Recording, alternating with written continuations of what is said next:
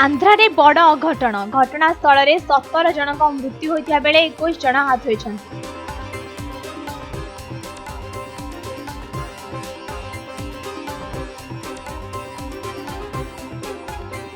समस्त 17 जन लोक निआरे जली जाइथिबा सूचना मिली।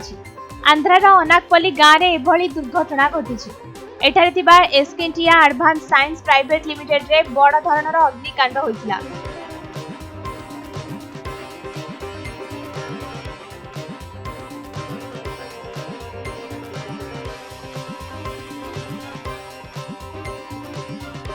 यह एक केमिकल तैयारी करथिबा कंपनी अटे। रिएक्टर ब्लास्ट होइतिबारु एभली अघटन घटिथिबा सूचना मिली। तेबे कंपनी रे मोट 381 जन कर्मचारी काम करुथिले।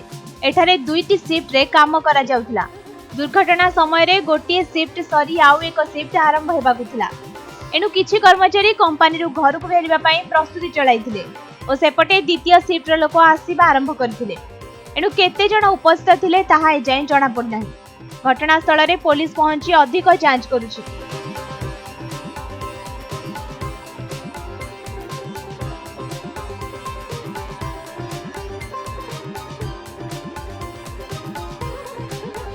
केउ कारणरू निया लागिला एने कर्मचारी बयान देथिबा बेले पुलिस रो तनाघना पर ही समस्त सत्य जणा पड़िबो। जिलापाल विजय कृष्णन घटनास्थल बुली देखिछन्ति।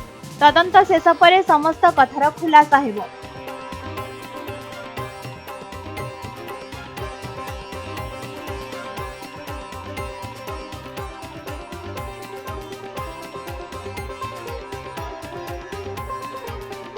कंपनी रे एते सुरक्षा व्यवस्था थाई यह किभली हैला ताहा जणा पड़िबो।